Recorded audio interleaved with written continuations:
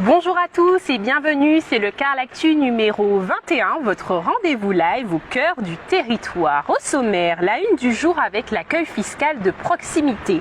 L'actualité de ce jour concerne la démolition du bâtiment communal de l'ancienne police nationale.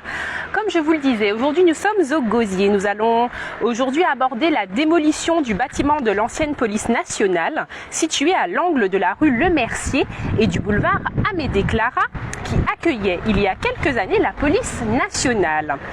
Un diagnostic structurel visuel a mis en exergue l'impossibilité de procéder à la réhabilitation de ce bâtiment en raison de son état de vétusté.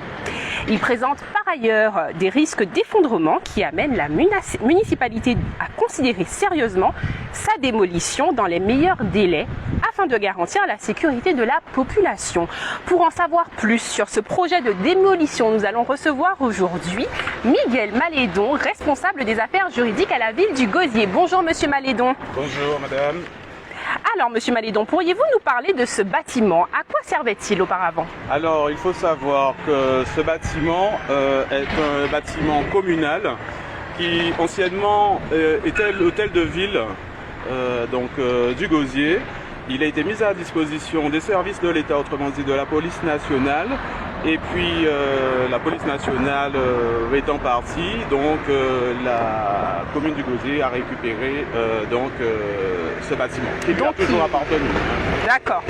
Quelles sont les procédures? Donc on a parlé de destruction du bâtiment. Quelles sont les procédures pour détruire un bâtiment de ce type aujourd'hui? Alors nous avons, comme vous l'avez dit, déjà procédé à un diagnostic structurel. Il était au départ de pouvoir sauver le bâtiment, mais les conclusions du diagnostic ont mis en évidence qu'il n'était pas possible de réhabiliter le bâtiment. Et nous avons par ailleurs découvert qu'il y avait de l'amiante en fait. De ce fait, nous avons décidé de procéder à la démolition du bâtiment. Pour cela, nous avons lancé un marché d'appel d'offres. Et d'ailleurs, c'est la semaine prochaine la date limite de candidature. Nous allons sélectionner l'entreprise la plus adéquate pour procéder à la démolition, sachant qu'elle sera retenue essentiellement sur sa méthodologie pour procéder à la destruction du bâtiment.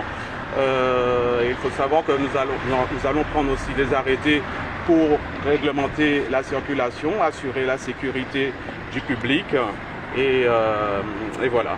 Très bien. Justement, quelles dispositions seront prises pour détruire le bâtiment avec le moins d'impact justement possible sur les habitations mitoyennes? Alors effectivement, le bâtiment étant en milieu urbain, il est important de réduire les impacts ainsi que les nuisances pour les riverains. Donc nous allons effectuer un bornage déjà. Nous avons pris la tâche d'un cabinet afin d'effectuer ces démarches.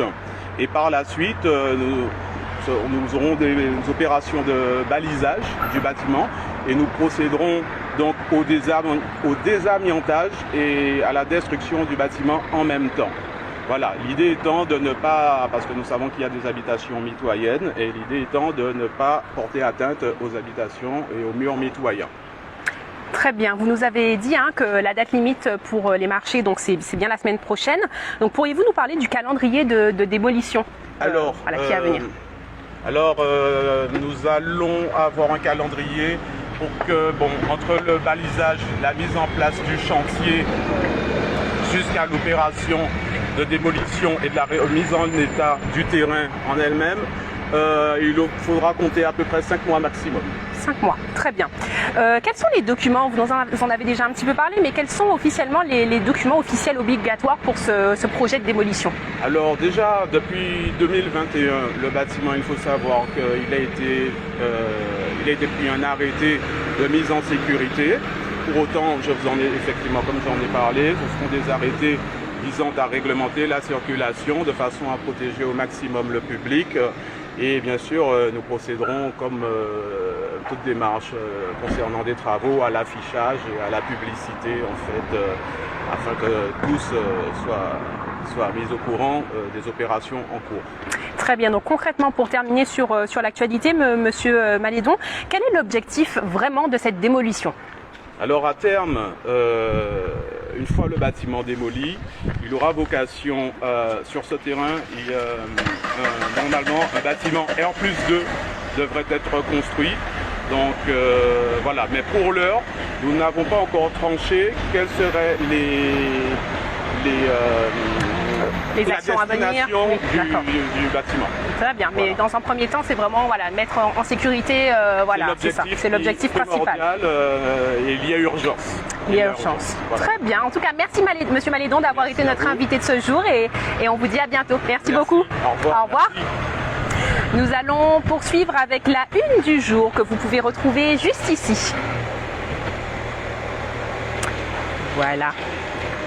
La municipalité du Gosier, en collaboration avec les services de la Direction générale des finances publiques, propose un service d'accueil fiscal de proximité à la population. Celui-ci permet aux usagers de réaliser le paiement de leurs impôts, d'obtenir des réponses aux questions relatives à l'envoi et au traitement de ces déclarations papier ou concernant une procédure de recouvrement éventuelle. Enfin, d'effectuer également une réclamation si cela est souhaité. Pour obtenir les formulaires suivants, donc déclaration de changement d'adresse, demande de délai de paiement, déclaration de revenus, entre autres, vous pouvez déposer tous ces dossiers fiscaux à compter du 10 octobre. Vous avez la possibilité de régler vos taxes d'habitation et taxes foncières en carte bleue par téléphone au 0590 82 45 60. Je répète, au 0590 82 45 60 du lundi au jeudi de 8h à 11h30. Nous allons poursuivre avec l'agenda. Au sommaire, aujourd'hui, à noter dans votre agenda, vos rendez-vous sont l'après-midi qui se tient cet après-midi. La porte ouverte du GGB, donc le Grand Gousier Basket, invite les filles âgées entre 5 et 10 ans à découvrir le basket au cours d'une après-midi porte ouverte ce mercredi 26 octobre 2022 de 14h à 17h30 au Palais des Sports du Gosier. Au programme, atelier d'initiation, jeux de balle et bien d'autres, ouverts à toutes les filles non licenciées et c'est gratuit. Donc vous pouvez vous renseigner pour plus d'informations au 0690 38 76 50. Je répète, le 0690 38 76 50 ou par mail à l'adresse ggb97190@gmail.com. Pour votre second rendez-vous à noter dans votre agenda, nous allons parler de la matinée d'information et de sensibilisation au cancer du sein. Donc comme vous le savez, le mois d'octobre rose touche bientôt à sa fin. Pour rappel, chaque année, du 1er au 31 octobre, une campagne d'information et de dépistage contre le cancer du sein se déroule pendant tout le mois d'octobre. Donc l'objectif est de lutter en informant et en dialoguant et surtout en mobilisant dans le but de sensibiliser au dépistage du cancer du sein qui touche les femmes comme les hommes. Donc une matinée d'information et de sensibilisation au cancer du sein est prévue ce vendredi 28 octobre de 8h30 à midi au hall d'accueil du pôle administratif du Gosier. Donc pour plus d'informations, n'hésitez pas à contacter le 0590 84 99 20. Je répète, le 0590 84 99 20 ou par mail à l'adresse ccas@villedugosier.fr. Pour votre dernier rendez-vous à noter dans votre agenda, nous allons parler de la mission locale au Palais des Sports du Gosier.